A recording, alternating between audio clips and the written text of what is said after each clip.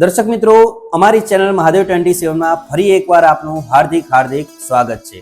જય શ્રી કૃષ્ણ, જય બોલે. હું છું એસ્ટ્રોલોજર પિંકેશ ત્રિવેદી.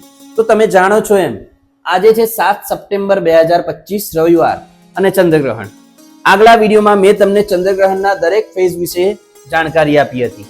ચંદ્રગ્રહણ ક્યાં જોવાશે, કયા કયા સમયે પૂર્ણ ચંદ્રગ્રહણ થશે, આંશિક ચંદ્રગ્રહણ થશે, સમગ્ર માહિતી આપી હતી. તો આશા રાખું છું કે અમારો એ વિડીયો તમને પસંદ આવ્યો હશે.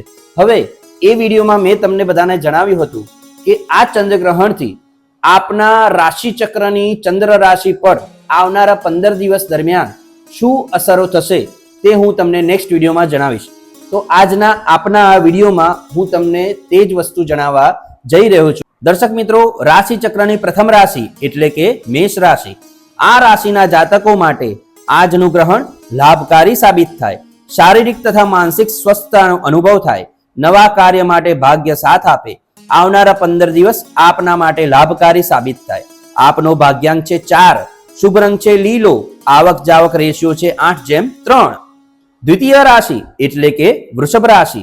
આ જાતકો માટે ચંદ્રગ્રહણ આર્થિક લાભ આપતું જણાય. ઘણા સમયથી રોકાયેલા નાણાં તથા અટકી રહેલા કાર્ય પૂરા થાય. નવું સાહસ કરી શકો છો. ધાર્મિક કાર્ય તથા કોઈ બાધા પૂરી થવાના યોગ છે. આપનો ભાગ્યાંક છે 3. શુભ રંગ છે લાલ. આવક જાવક રેશિયો છે 9:6. તૃતીય રાશિ એટલે કે મિથુન રાશિ. આ રાશિના જાતકો માટે આ ચંદ્રગ્રહણ એટલું સારું સાબિત ન થાય. 4-5 દિવસ સુધી માનસિક અજંપો તથા વ્યગ્રતા જણાય. કાર્યબોજ વધતો જણાય. નફામાં ઘટાડો જણાય. આકસ્મિક ખર્ચ કે ધનહાનિ થઈ શકે છે. મહામૃત્યુંજયના પાઠથી લાભ થાય. આપનો ભાગ્યાંક છે 7. શુભ રંગ છે પીળો. આવક જાવક રેશિયો છે 4:5. રાશિ ચક્રની ચોથી રાશિ એટલે કે કર્ક રાશિ. આ રાશિના જાતકો માટે પણ ચંદ્રગ્રહણ હાનિકારક સાબિત થઈ શકે છે. નાની મોટી ઈજા, અકસ્માત કે સર્જરી થઈ શકે. પેટને લગતી બીમારી પણ થઈ શકે છે. પાણીજન્ય રોગ પણ થઈ શકે છે. આર્થિક મૂંઝવણ જણાય. નિર્ણય શક્તિ કમજોર થાય. આપનો ભાગ્યાંક છે 6. શુભ રંગ છે ભૂરો. આવક જાવક રેશિયો છે 5:4. પાંચમી રાશિ એટલે કે સિંહ રાશિ. સિંહ રાશિના જાતકો માટે ચંદ્રગ્રહણ શુભ પણ નથી કે અશુભ પણ નથી. મતલબ કે મિશ્ર ફળ આપનારું બને. પરંતુ ક્રોધ પર નિયંત્રણ રાખવું, ખોટું ઘર્ષણ ટાળવું, વાણી પર સંયમ રાખવો, વ્યસનોથી દૂર રહેવું, હનુમાન ચાલીસાનો નિત્ય પાઠ લાભકારી રહે. આપનો ભાગ્યાંક છે 3. શુભ રંગ છે સફેદ. આવક જાવક રેશિયો છે 4:2. દર્શક મિત્રો, રાશિ ચક્રની છઠ્ઠી રાશિ એટલે કે કન્યા રાશિ. આ રાશિના જાતકો માટે ચંદ્રગ્રહણ અત્યંત લાભકારી સાબિત થાય. નવા કોઈ વ્યાપારમાં નાણાં રોકી શકો છો. શેર કે લોટરીથી પણ લાભ થાય. નોકરિયાત વર્ગને બઢતીના યોગ છે તથા વેપારીઓ માટે પણ લાભ વધતો જણાય. માનસિક શાંતિ રહે. સરસ્વતી ચાલીસાથી આવનારા લાભમાં વધારે વૃદ્ધિ થાય. આપનો ભાગ્યાંક છે 7. શુભ રંગ છે આછો વાદળી. આવક જાવક રેશિયો છે 6:2. દર્શક મિત્રો, આપ પણ આપની કુંડળી અધ્યયન કરાવવા માંગતા હોય અથવા તો કર્મકાંડ કે વાસ્તુને લગતી કોઈ પણ ક્રિયા કરાવવા માંગતા હોય અથવા માર્ગદર્શન ઈચ્છતા હોય તો સ્ક્રીન પર અમારો વોટ્સઅપ નંબર આપેલો છે, તમે સંપર્ક કરી શકો છો.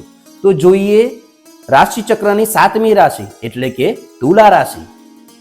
તુલા રાશિના જાતકો માટે ચંદ્રગ્રહણ મિશ્ર ફળ આપનારું સાબિત થાય. શારીરિક માનસિક સ્વસ્થતા હોય પણ કફજન્ય તકલીફ થોડા દિવસ સુધી હેરાનગતિ કરી શકે છે. ધર્મ કાર્યમાં ધન ખર્ચ થાય. એકંદરે મિશ્ર ફળ મળે. આપનો ભાગ્યાંક છે 7. શુભ રંગ છે સફેદ. આવક જાવક રેશિયો છે 6:4. 8મી રાશિ છે વૃશ્ચિક રાશિ. આ રાશિના જાતકો માટે ચંદ્રગ્રહણ શુભ નથી. હિત શત્રુથી સાવધ રહેવું. નાણાકીય વ્યવહાર અને પાર્ટનરથી સાવધ રહેવું. ગુસ્સા પર કાબુ રાખવો. વાહન સાવધાનીપૂર્વક ચલાવવું. લાંબી યાત્રા કરવી નહીં. નવા રોકાણ પહેલા ફરી એકવાર વિચાર અવશ્ય કરવો. આપનો ભાગ્યાંક છે 8. શુભ રંગ છે પીળો. આવક જાવક રેશિયો છે 5:7. દર્શક મિત્રો, વિડીયોમાં આગળ વધીએ 9મી રાશિ તરફ. 9મી રાશિ એટલે કે ધનુ રાશિ. આ રાશિના જાતકો માટે ચંદ્રગ્રહણ શુભ ફળ આપે. ગુંચાયેલા પ્રશ્નોનું નિરાકરણ થાય. વર્ષો જૂના વિવાદોમાંથી મુક્તિ મળે. સામાજિક સન્માન મળે. રોકાયેલ કે અટકાયેલ કાર્ય સંપન્ન થાય. આપનો ભાગ્યાંક છે 6. શુભ રંગ છે ભૂખરો. આવક જાવક રેશિયો છે 8:6. દર્શક મિત્રો, રાશિ ચક્રની 10મી એટલે કે મકર રાશિ. આ રાશિના જાતકો માટે ચંદ્રગ્રહણ સંપૂર્ણ અશુભ છે. સ્થિત પ્રજ્ઞ રહેવાની સલાહ છે. તર્ક કે તકરારથી દૂર રહેવું, શબ્દો તથા વાણી પર નિયંત્રણ રાખવું, વિવાદોથી પણ દૂર રહેવું, હિત શત્રુથી સાવધ રહેવું, ગણેશ રક્ષા સ્ત્રોત્રથી વિશેષ લાભ થાય. આપનો ભાગ્યાંક છે 7, શુભ રંગ છે આછો પીળો, આવક જાવક રેશિયો છે 4:4. દર્શક મિત્રો, આગળ વધતા પહેલા અમારું આપને એક નમ્ર નિવેદન છે કે આધ્યાત્મને લગતા આવા જ વિડીયો જોવા માટે અમારી ચેનલને સબસ્ક્રાઇબ કરો અને અમારો આ વિડીયો પસંદ આવ્યો હોય તો વિડીયોને લાઈક કરો તથા શેર કરો. દર્શક મિત્રો, આગળ વધીએ 11મી રાશિ તરફ. 11મી રાશિ એટલે કુંભ રાશિ. આ રાશિના જાતકો માટે આ ચંદ્રગ્રહણ મિશ્ર ફળ આપનારું બને. સ્વાસ્થ્ય સારું રહે પણ માનસિક અશાંતિ જણાય. અનિદ્રાની પણ તકલીફ રહે. આર્થિક સદ્ધરતા હોવા છતાં મન દુખી રહે. આપનો ભાગ્યાંક છે 9, શુભ રંગ છે લીલો, આવક જાવક રેશિયો છે 6:5. રાશિ ચક્રની અંતિમ રાશિ એટલે કે મીન રાશિ. આ ચંદ્રગ્રહણ મીન રાશિના જાતકો માટે લોટરી સમાન છે. આકસ્મિક ધન લાભ થાય. સરકાર તરફથી લાભ પણ થઈ શકે છે. પિતૃપક્ષ પણ મહેરબાન રહે. એકંદરે મોજના દિવસો ગણી શકાય. આપનો ભાગ્યાંક છે 5, આપનો શુભ રંગ છે કેસરી, આવક જાવક રેશિયો છે 8:3. દર્શક મિત્રો, આ તો થઈ ચંદ્ર રાશિ ચક્રની 12 રાશિઓ પર ચંદ્રગ્રહણનો પ્રભાવ. હવે વાત કરીએ રાજકીય તથા આંતરરાષ્ટ્રીય વ્યાપાર જગત વિશે.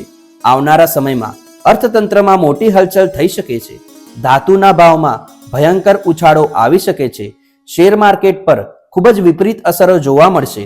આંતરરાષ્ટ્રીય વ્યાપાર જગતને પણ મોટો ફટકો પડી શકે છે તથા નોંધપાત્ર ઘટાડો પણ જોવા મળશે. ચોમાસું લંબાશે તથા આકસ્મિક પૂરની પરિસ્થિતિ પણ સર્જાશે. વૈશ્વિક કક્ષાએ તર્ક વગરના નાના મોટા યુદ્ધો તથા ખરાબ રાજકારણ થશે. દર્શક મિત્રો, મળીએ નેક્સ્ટ વિડીયોમાં. ત્યાં સુધી પિંકેશ ત્રિવેદીના જય શ્રી કૃષ્ણ, જય બોલે.